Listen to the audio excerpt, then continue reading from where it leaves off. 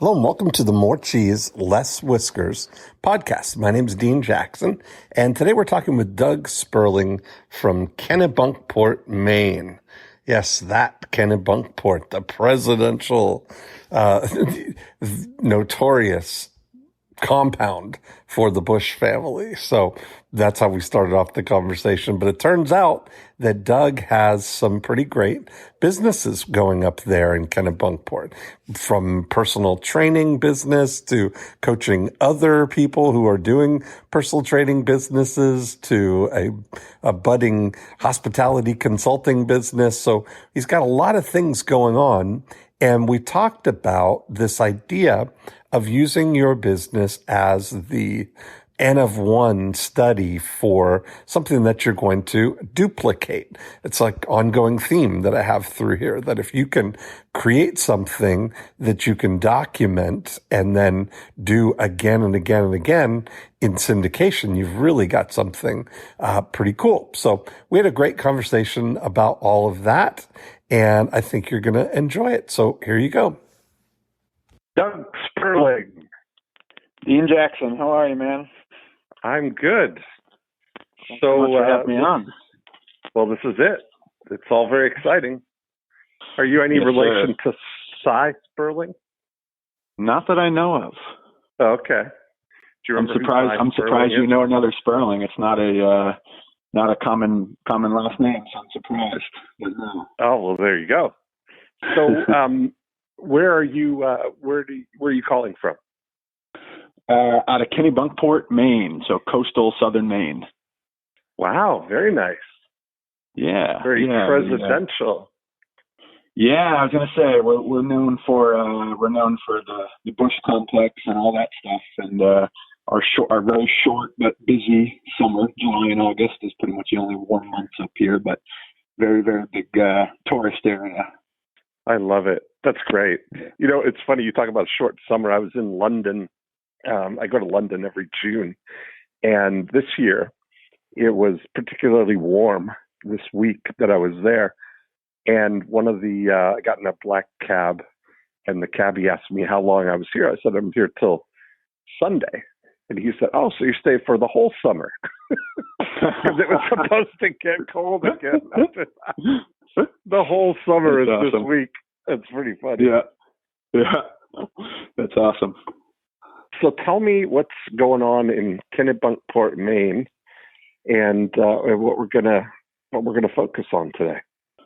So I've been following your stuff for a long time. Big fan, and awesome. I kind of describe it as like a tree with three branches up here. So my main branch is a personal training gym. We do we're a personal training gym with about 350 clients.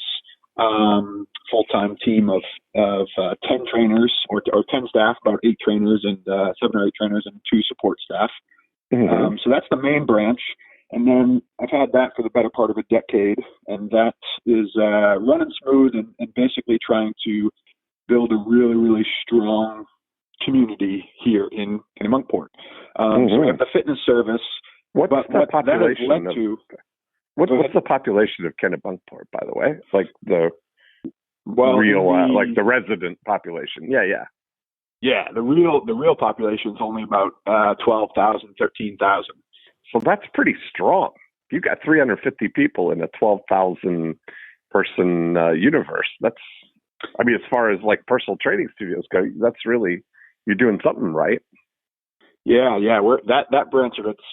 I mean, I really have no complaints. They're all doing really well, but that business is, I mean, it's good.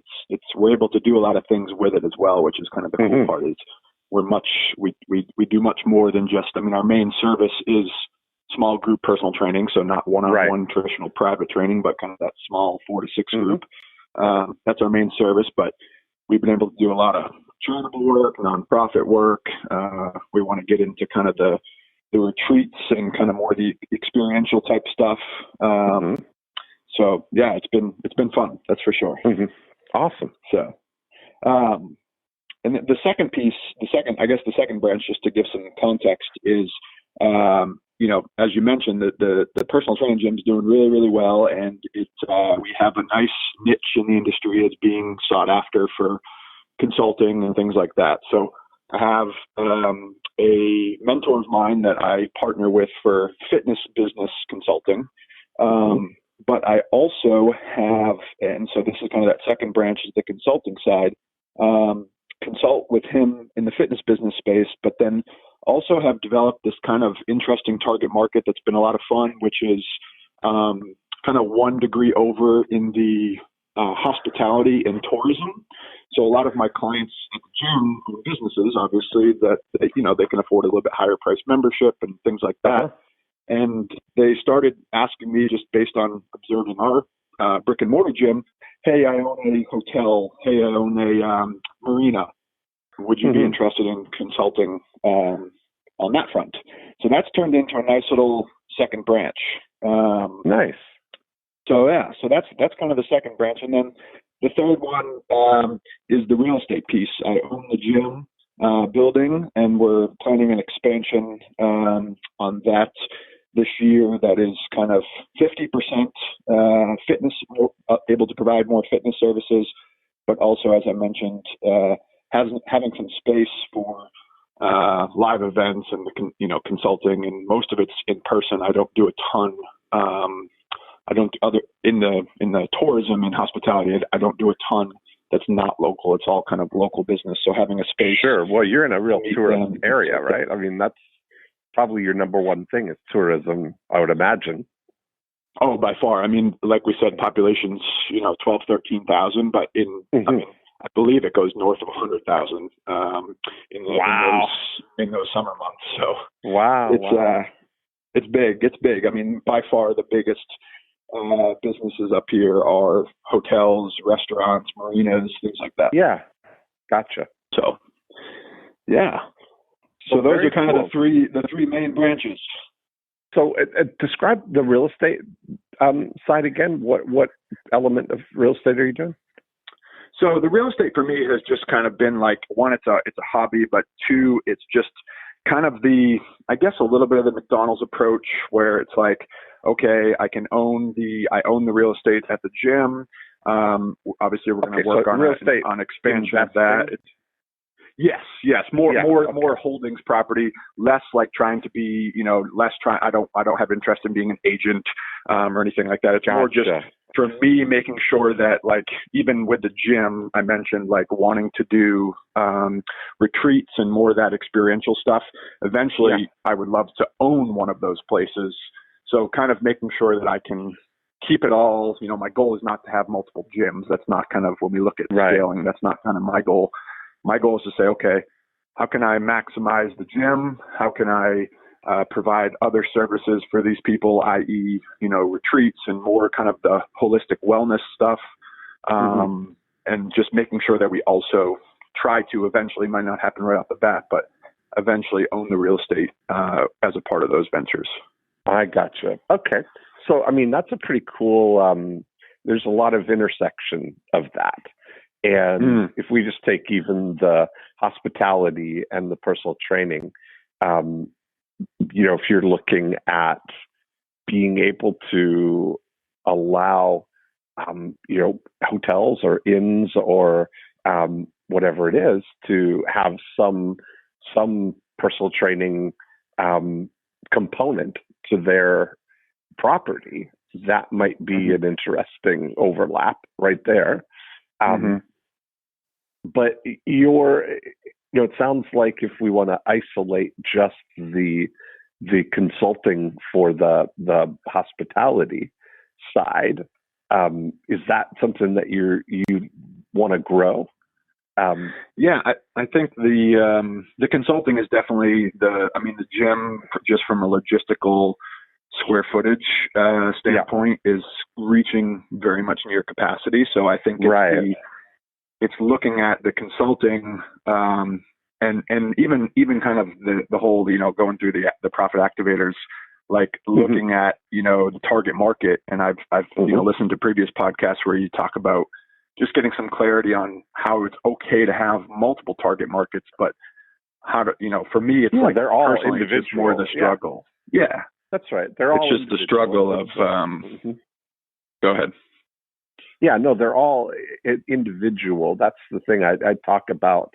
I hold up Procter and Gamble as the perfect example, of a company that has multiple target audiences, multiple products, and they've got 23 individual billion-dollar brands that are not related to each other, right? So that is that's a good model.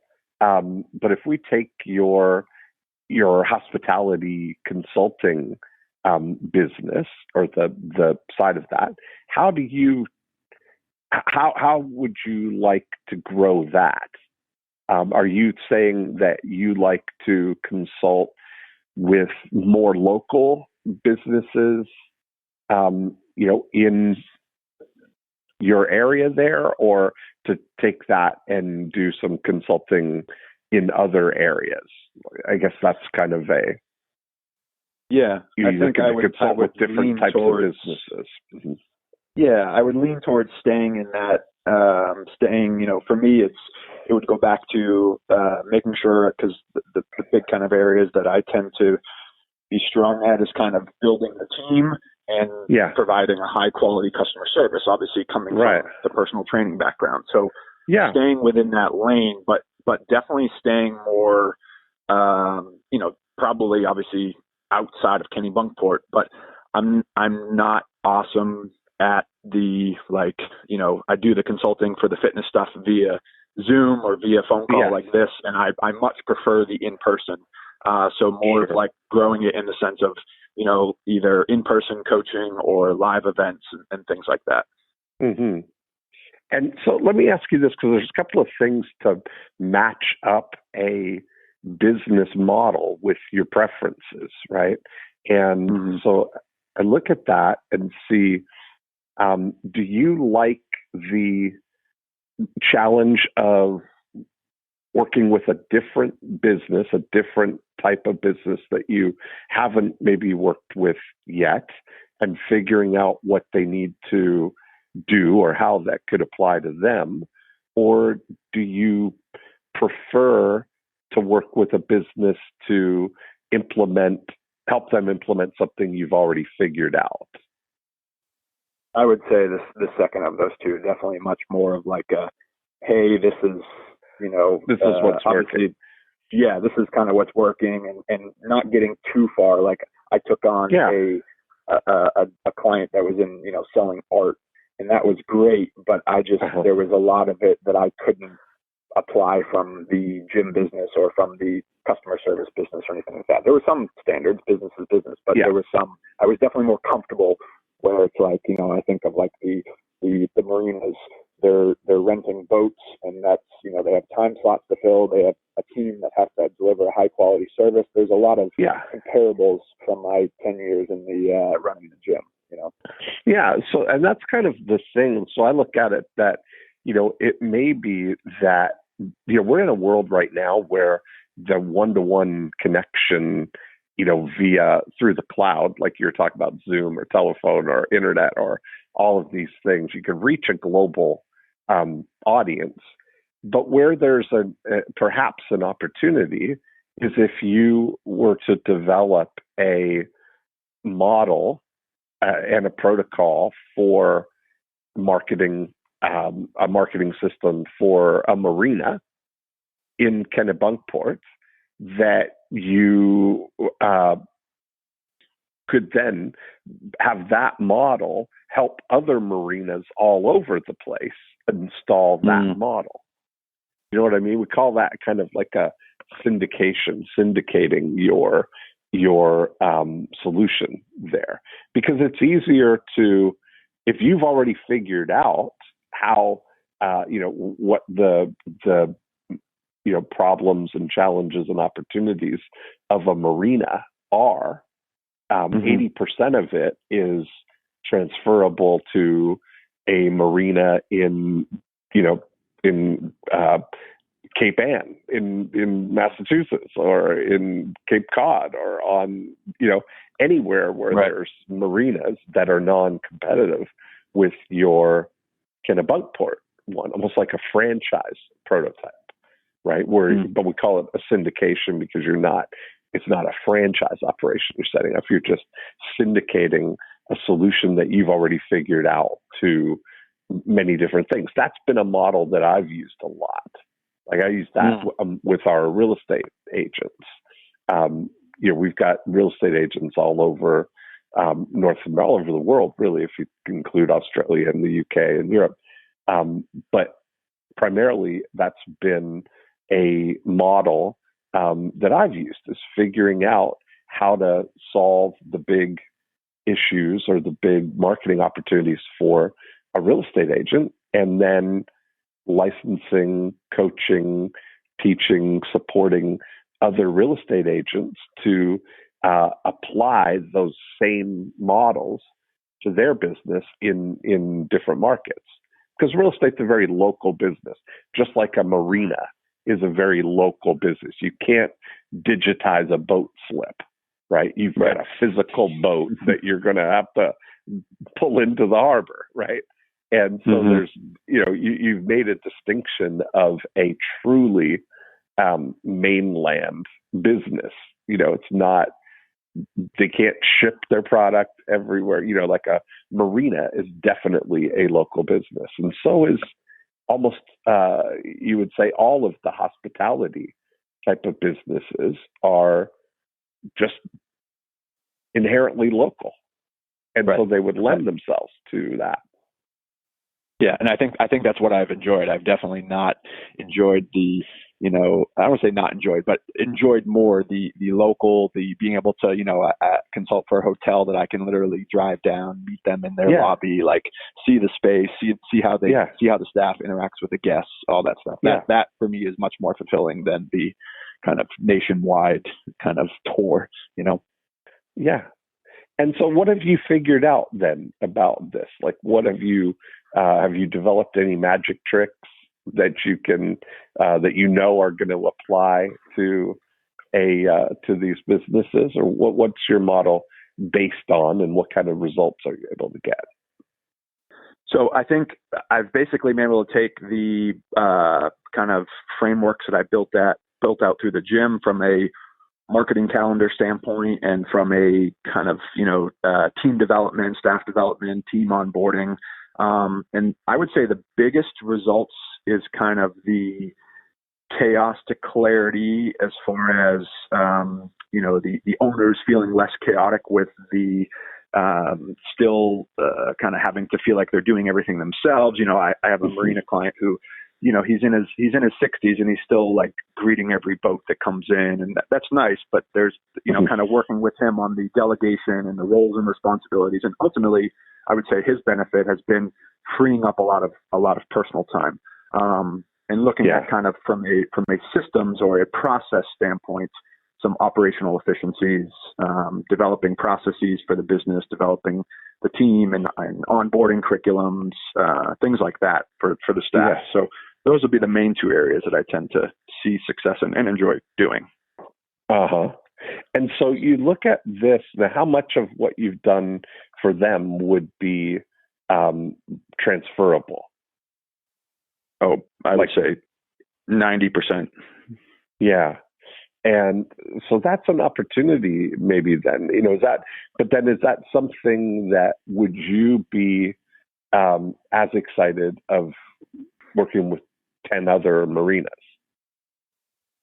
Yeah, I think if I can have, for me, I've learned that, and that was kind of one of my questions, is like, how do you blend, because I see you do it, but just kind of getting some insight into how do you blend the coaching like this? So coach, maybe there's another marina or another hospitality business where I'm coaching with them over the phone, maybe emailing them some of it, or they have access to some of the product, but I really enjoy the live events, and knowing that, in today's day, that's not going to be able to be 100% of what I do, but kind of building out a framework where, from a fulfillment standpoint, even in the gym business, like I enjoy going to their gyms and seeing it, and or having them come to our gym, and that's part of our expansion, is building out a kind of a conference room that's attached to the gym, so we can meet there, but then also have the gym right there to see and observe, and that kind of environment is super enjoyable.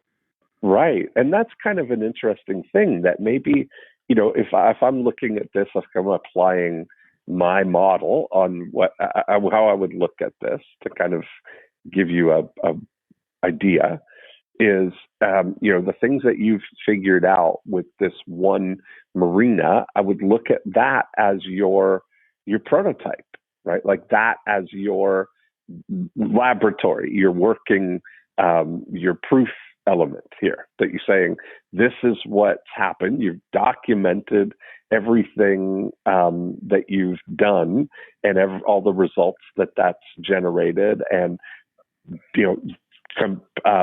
turning that into something that is, discrete, individual sort of processes or projects that somebody could, as another marina owner, install in their business, and look at taking other marinas through a coaching process that kind of helps them implement these things.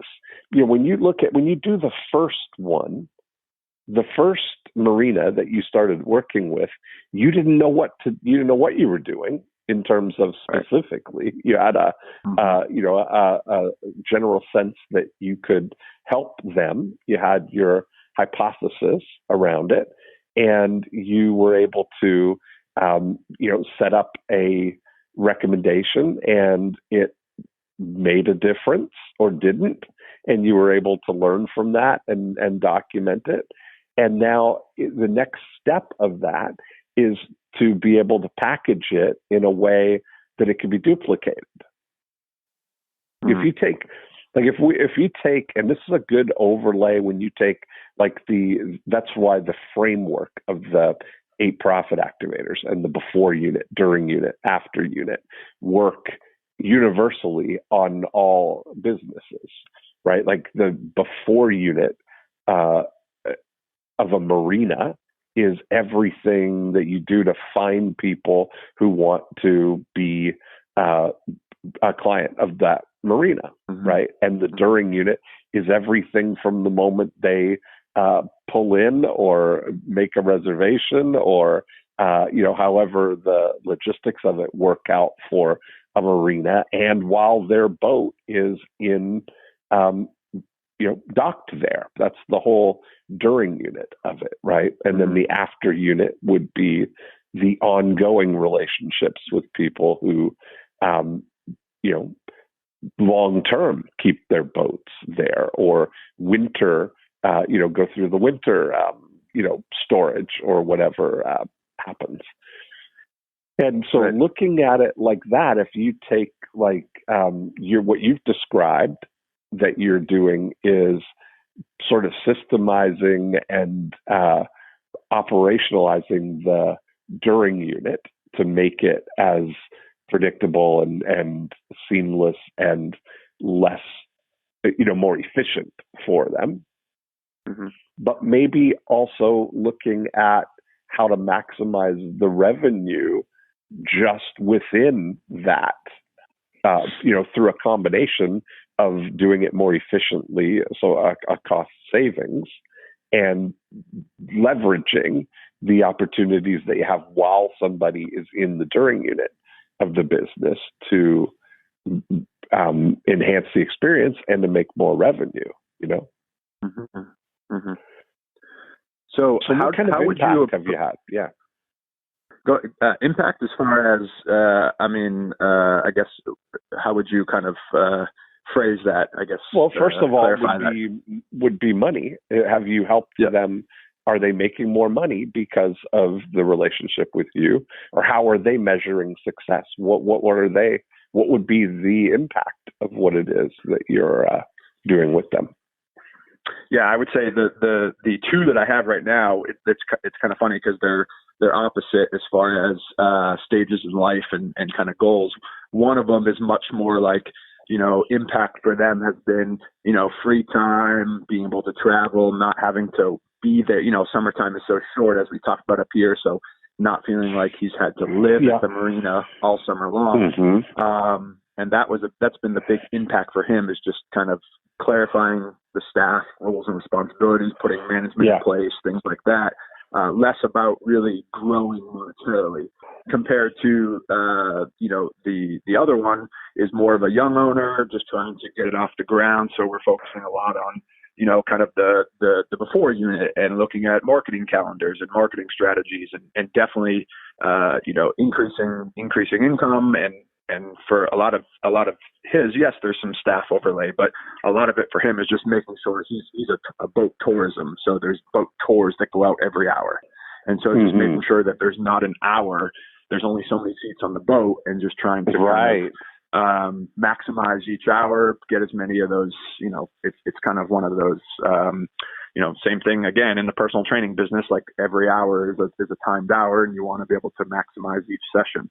So, that's been the biggest impact with him is, monetarily, just trying to generate more income, more business to fill those seats while navigating kind of the operations of it as far as, only so many times. And then everybody wants to come during peak time. So how do you get, a big thing in this industry is generating income in the shoulder seasons, so helping them navigate that.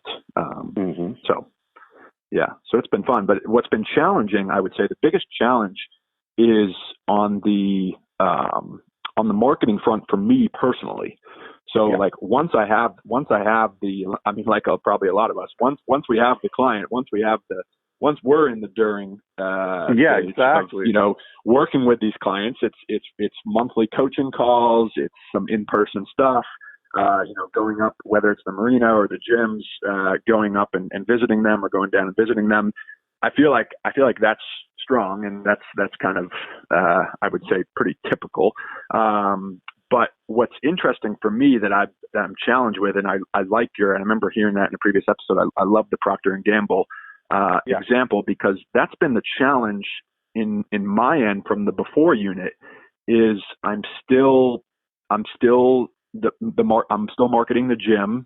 So I have a target market there. I'm still trying to, we have obviously natural churn every month. So trying to generate enough new business.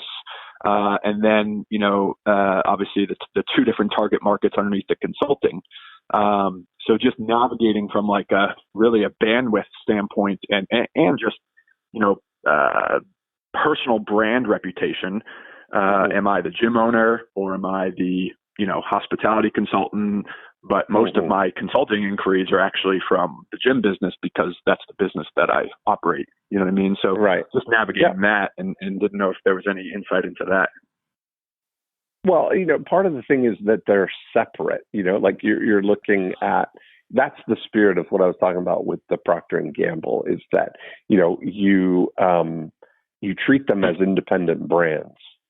Because the only thing, when you start, especially looking at scaling the hospitality consulting business, that may even go into the marina consulting division, right? You start thinking about it as a unique product, and I'll call it a product, but the suite of services or offerings that you have for marinas, that's all that matters. You isolate that into a separate business. It's like I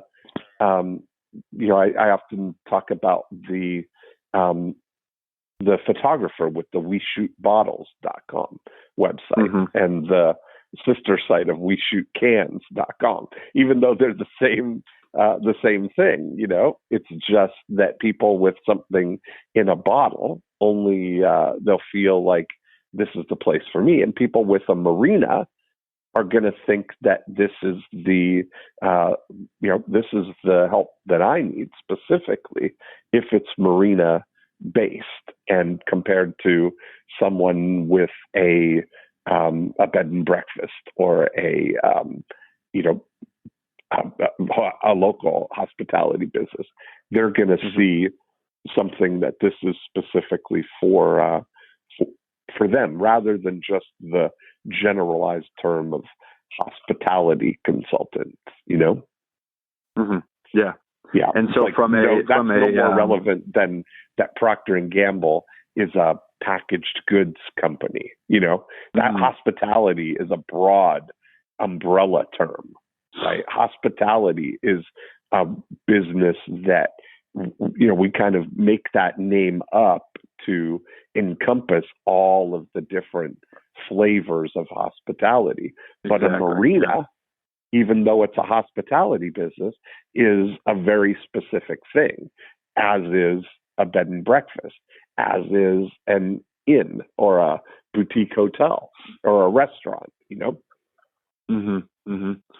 So from a strategy standpoint on my end is that, separate business names, separate websites, kind of like the we shoot bottles, we shoot cans, different name, different website, stuff like that. Yep. Gotcha. And that's exactly right. So the marina thing, what you would be looking at doing is treating the marina division, and let's just narrow our focus, like for the conversation, to the marina thing just for a little bit, to kind of go down that path of what that might look like, knowing that everything we're saying about every time we're saying marina, we could just as easily be saying bed and breakfast, right? So it's the same sort of model. If we take the before, during, and after of that is what is the marketing approach for a marina to find new boats that is unique to what you've developed for people? Have you figured out a way? And what is it that they desire, right? If you were to say, what do you want more of? Or imagine if it's like the hotel business where they've got a fixed number of slips and they've got, and they're renting them, imagine there's a mix of, right, day, week traffic and ongoing, like permanent ones. So how does that split up for them? Yeah, so typically in currently so far it's mostly like the one marina they're less of a let's park your boat all summer long and more of a family comes up. It's actually on a lake. Family comes up to the lake and they're on vacation for a week and they have a line of boats that they can rent for a vacation for the week.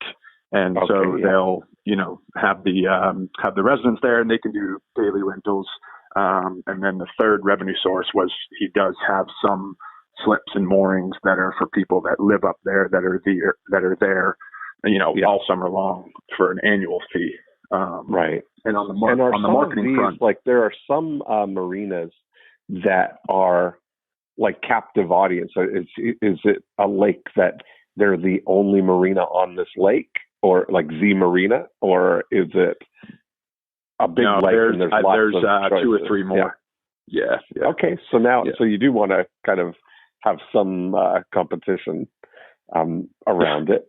Yeah, exactly. I get it. But I'm thinking about, I grew up in Toronto and in Muskoka, which is a couple of hours north, Lake Cottage Country. There are some lakes that are pretty good sized lakes, but there's only one marina on there. And so they get all of the business on that lake. It's a pretty good thing, right? You got a captive audience. Yeah, exactly. If you're on and a lot of those lakes are, a lot of the cottages are boat access only. Some of, on certain sides of the lake. So, the marina is an important part of your gateway. And the other revenue source in a situation like that would be that I didn't think of that I know is true for this as well as fuel. Yes, of course. I mean, I know that's less servicey, but I know for my client, that's a massive source of their revenue is fuel. Yeah. Mm-hmm. So it's fun when you look at the components of the, part of that process is looking at all of the components of the business and seeing what is available, right? Like what is, I have to talk about their Gamal Aziz, who is the guy who took over the MGM Grand several years ago. And there was a great article. It was so impactful for me that I still remember all the details of it, because it was, I use it all the time, this thinking. And so what Gamal did was, when he came into the MGM, he broke up in his thinking, the hotel, into all of the revenue sources, right? He would look at all the components, like the gaming and the hotel nights and the restaurants and the entertainment and conventions and retail, all of the components of the thing. And the MGM is, of course, the biggest hotel in the world. And so he would look at these things, and then he would ask the question of, how high is high? Like, what could we be doing here? So, for instance, he took all of the restaurants that were in the hotel, and he looks at them and says, how high is high here? What could we be doing? An example, they had a flagship restaurant that was doing $4 million a year in sales, not broken, very successful. And he would spend a lot of time in the evenings at the entrance to the hotel, watching people come out of the hotel and get into taxis and limos. And he would just ask them, where are you going tonight? Like, how's your trip? Where are you going tonight? And they'd say, well, we're going to Spago, or we're going to Nobu, or we're going here. Like, they're naming these destination restaurants that they're going to. So they're leaving the hotel to go somewhere specific. And he thought to himself, if we had a destination restaurant in our hotel, we could probably be doing $8 million a year in sales. And he looks at that gap as a loss. So he's thinking, we're losing $4 million a year because of our $4 million, everybody's happy with restaurant. And so he immediately goes to the board, and he gets them to agree to let him, tear that out, partner with Michael Mina, and make a high-end celebrity restaurant in the same footprint, right? Same amount of space, but they open up Nob Hill, and in the first year after doing it, they did $11 million in sales. And so he did that same thing. They had a show that was doing $28 million a year. FX was the show, long-running staple of the Vegas shows. And he took that out because he knew that if they had a Cirque du Soleil show, they could probably be doing $60 million in sales. And so he got them to rip out the theater, partner with Cirque du Soleil. They put a Cirque du Soleil show in there, and now they do over $100 million in sales in the same size theater, just maximizing what's possible, because he looked at it that their $28 million show was losing them at least $30 million that they could have been doing.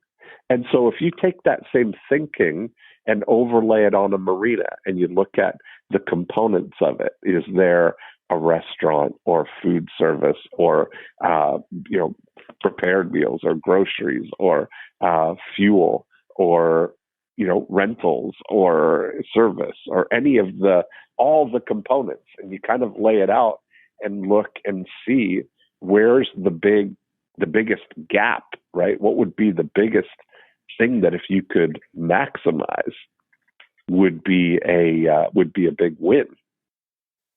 Yeah, that's a great way to look at it. Yeah, that kind of thinking and that kind of exercise, especially in the during unit, would help with the, would help drive revenue, which would then be able to allocate some of that revenue towards driving the before unit to attract the highest value new clients. Mm-hmm. Yeah. I love how he looked at it as it's instead of a $4 million, he's like, we're losing $4 million. We're losing $4 million. And I mean, by the way, a lot of things, it's difficult for people to look at that, especially when things are profitable, right? Like nobody would have been looking at the restaurant and saying, oh, we got to do something about that, because it was profitable and not a problem.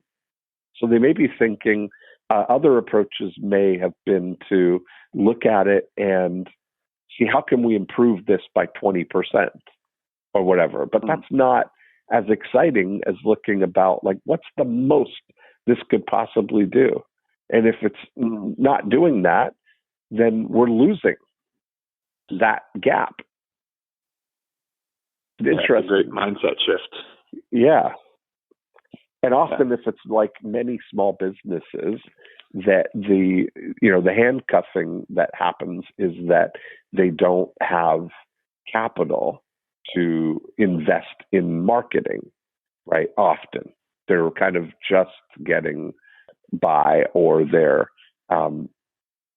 struggling operationally, that they don't have the physical or logistic capacity to take on new people, So you got to fix those things first operationally and optimize the revenue. That way, when you're bringing new people into the business, it's, effortless or less effort, because it's streamlined operationally and optimized economically, Now, your model for doing that, your observation and your thing, your goal as a consultant for this is to recognize and sort of systemize your solutions for that. The exercises, the helping people come to that conclusion, and then here's what to do about it. Because every time you're documenting, when you find a problem or an opportunity in your kind of prototype marina, your patient one, that you are thinking about, is this something that every other marina is going to run into? How universal is this? Or is this 100% unique to this marina, Right. So I'm almost building out the framework, so that it can kind of just be, have you read across the board and the tools. Yeah. Have you read the E-Myth? Yes. Yeah. That kind of thinking, right? Like looking to duplicate it, 5,000 times. That's the thinking that you're looking at. You're, as a consultant, helping them work on the business to create the systems. And you're working on the systems that help the entrepreneur, the marina owner, work on the business. So from a marketing standpoint, kind of looking at my, you say, again, because we can stay on the marina track, but apply it to any of these categories or target markets. On my before unit, what, so we got target market marina. Is that something that I do? I know, I've written one book, but it was kind of the mistake of I wrote the book while I knew you, but before I heard the make it about the title. It's all about the title. It is. So I did a message that we carry a kind of across in the fitness, in my fitness business as well as in consulting, is this whole 1% better approach. Small habit changes, kind of the small things make big changes. So I wrote a book with about that. And it's good. The clients at the gym love it. And it is nice to have as a lead for consulting, to say that you wrote a book, but as you will, I assume, say, it's not, kind of niched enough to, any specific industry. So is that something on my before unit that? Yeah, absolutely. Like, what would be the title of, if you could summarize in a book title, what this marina owner would definitely want? Like, it's interesting. So I just happens that I co-wrote a book with a guy in the hospitality business that we wrote called Getting Bookings. And it was about, so it's, for boutique hoteliers on getting bookings for their hotels.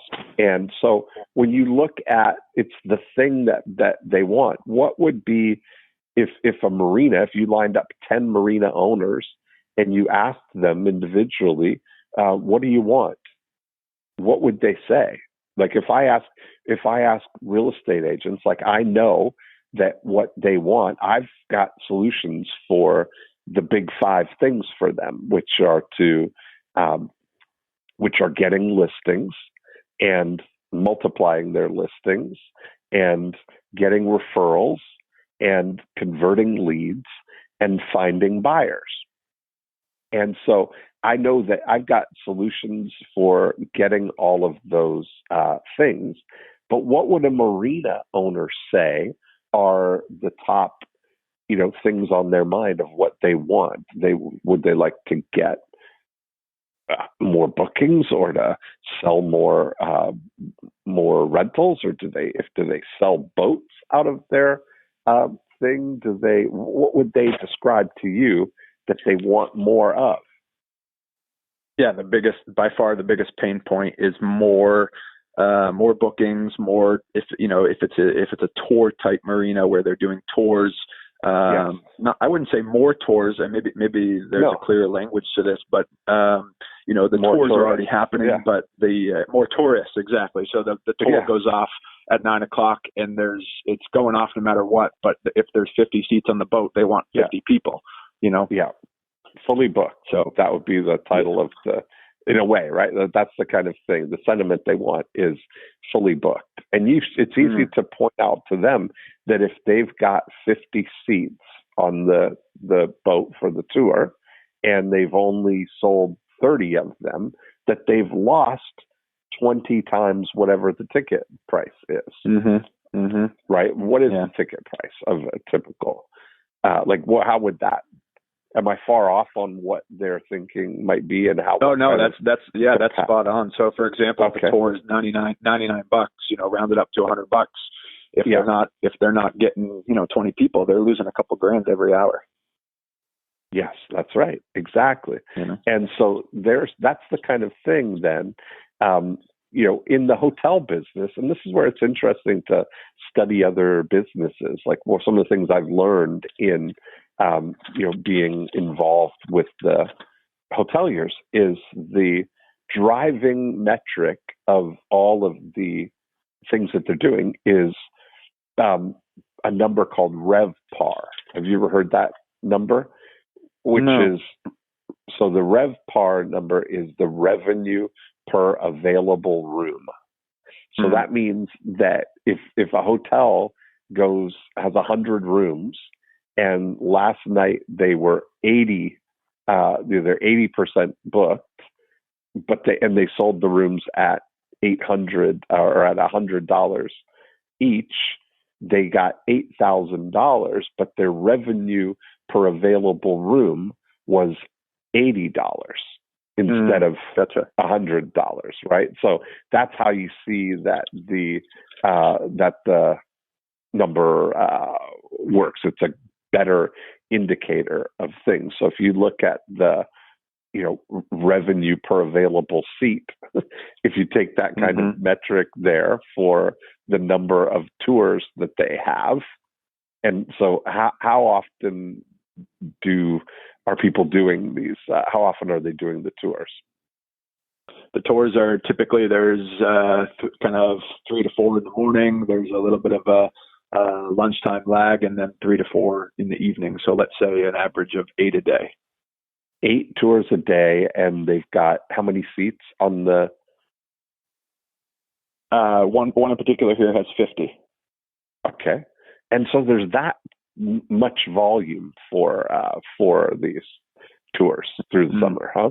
I mean, that's pretty strong, right? That's pretty high. So if you look at that, I mean, that means that and if it's $99, so they're getting $5,000 an hour for or per tour for these things. Can that be right on that?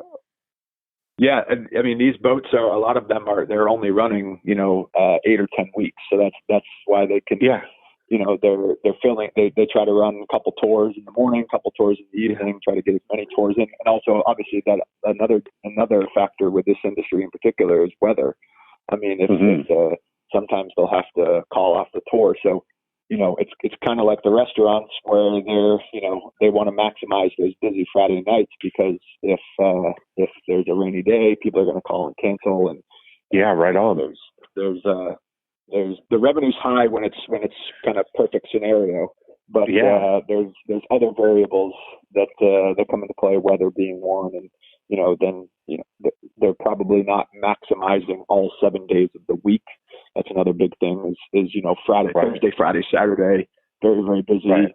Monday, Tuesday, I know some of them, not any of mine, but I know some of them won't even open, on Mondays and Tuesdays, or Tuesday, Wednesday, or something like that. Right. So if they've got, so part of this thing is establishing that, like, how high is high, right? When you look at what the metric is, if you look at 100 times 50 times 7 is 350, 350 seats available each day that they're doing it. And so a total possible revenue of $35,000 a day for for that. And what level of capacity are they at typically? Typically probably 60 to 70%. Yeah. So then that difference, right? That's where the opportunity is. And if you look at it from you look at that as an asset that you have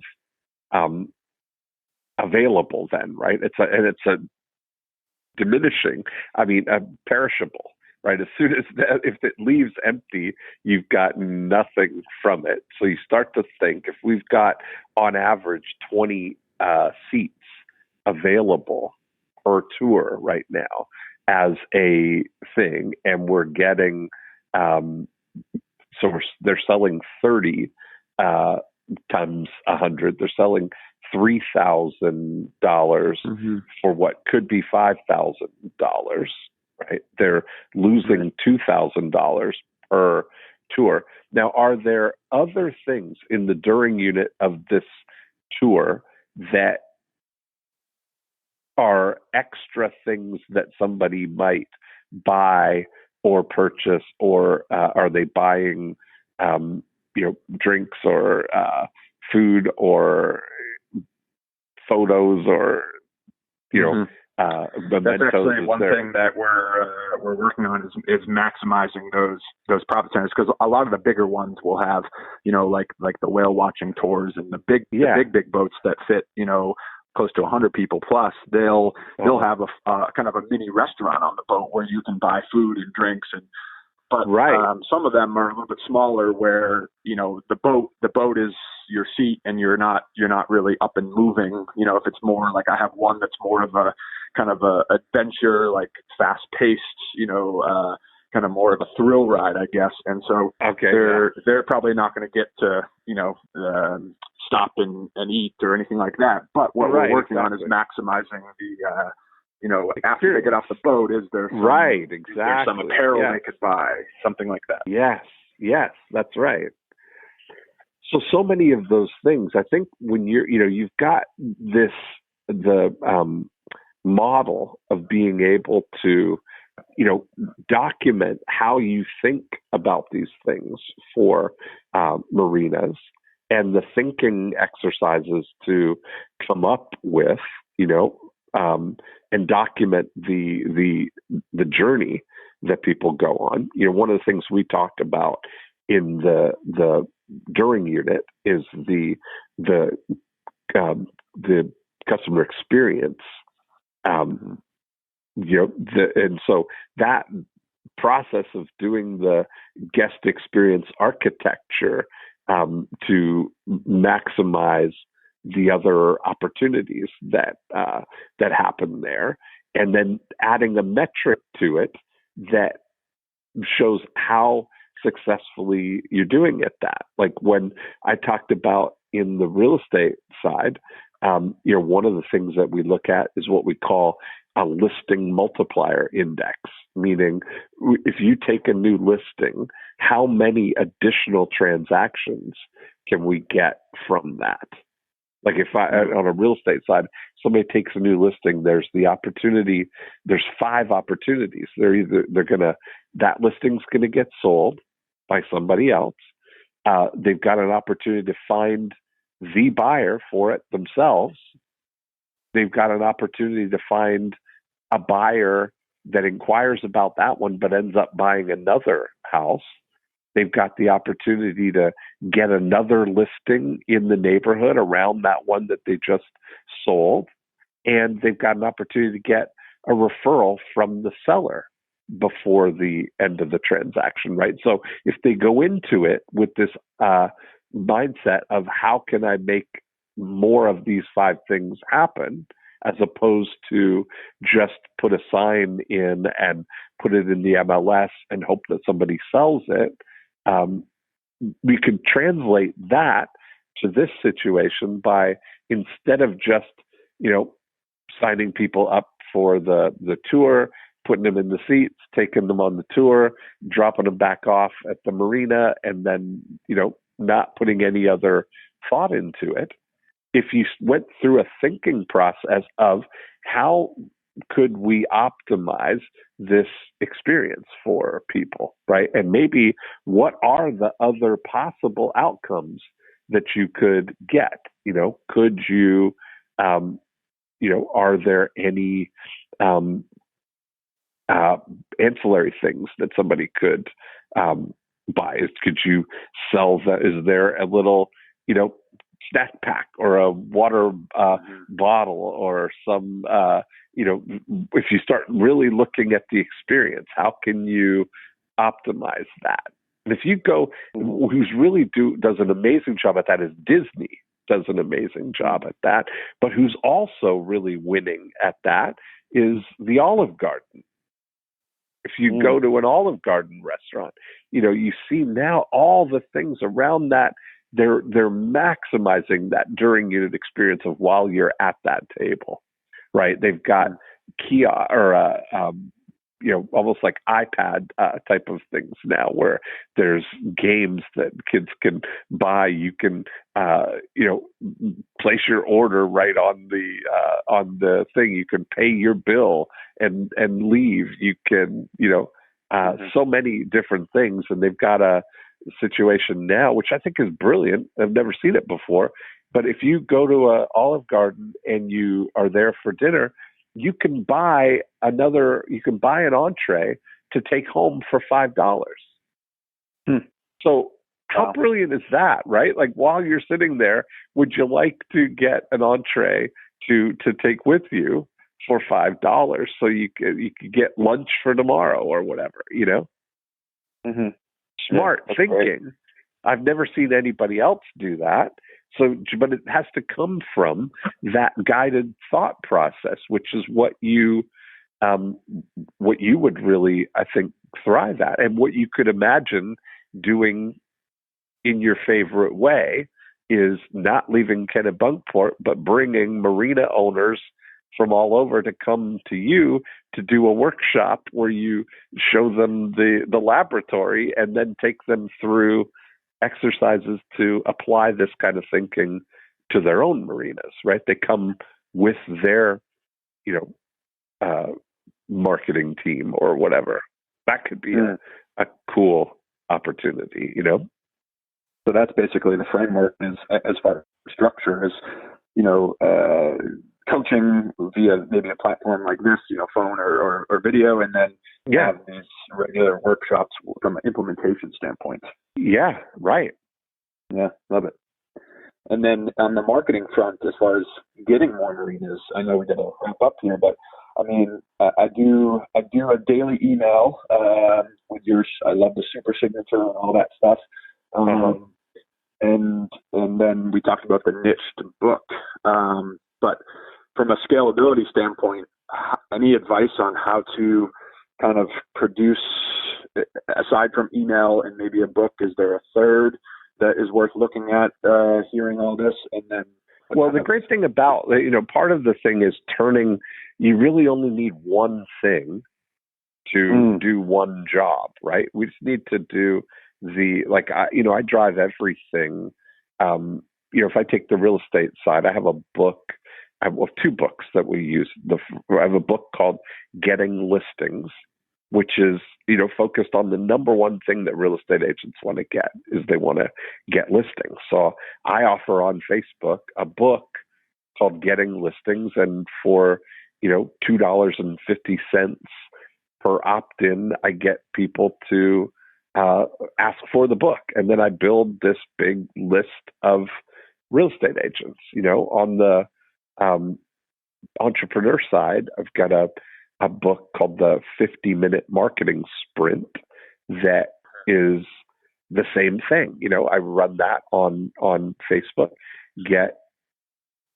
build a list of entrepreneurs, and then it's all about Profit Activator 3, right? Your whole thing is going to be about educating and motivating a bigger and bigger and bigger list of marinas. But you only need one way to get the right marina owners into your world, And the good news is marinas are visible prospects. You can get a list of every marina in the United States. You don't have to, you're not invisible prospects. Like people who want to take a tour are invisible prospects. You can't get a list of those, right? But you can get a list of marina owners. Yeah, that's good. That's I think the takeaway from all this is, like, whether we're talking the marina or the gym business or hotels, is almost creating, separating them completely with that Procter and Gamble, where they each have their own website, they each have their own book. Yeah, because gym owners are motivated differently than marina owners, right? Gym owners want a different thing than marina owners want. Right. Yeah. And building out individual tools, individual frameworks, and then driving to the workshops and the coaching. So that's right. Awesome. Love it, man. All very exciting. Yeah. Love it. I love how it all applies.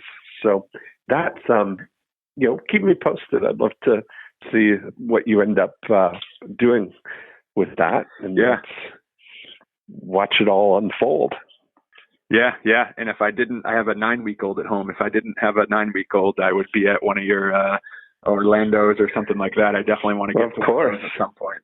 So once the wife allows me to travel. Yeah, once they're 9 months old, you can come. That's great. Yeah. Awesome. Well, I look forward to meeting you. That would be great. All right. Thanks, Dean. Thanks, Doug. I'll talk to you soon.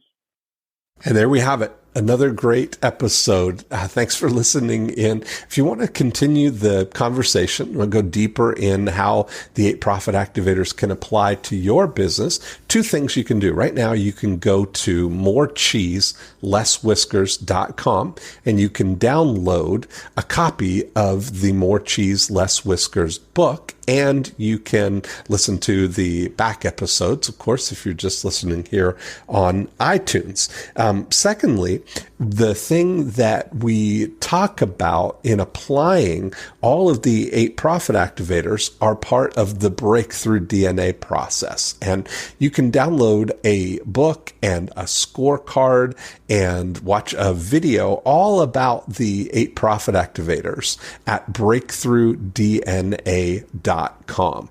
And that's a great place to start the journey in applying this scientific approach to growing your business. That's really the way we think about Breakthrough DNA as an operating system that you can overlay on your existing business and immediately look for insights there. So that's it for this week. Have a great week, and we will be back next time with another episode of More Cheese, Less Whiskers.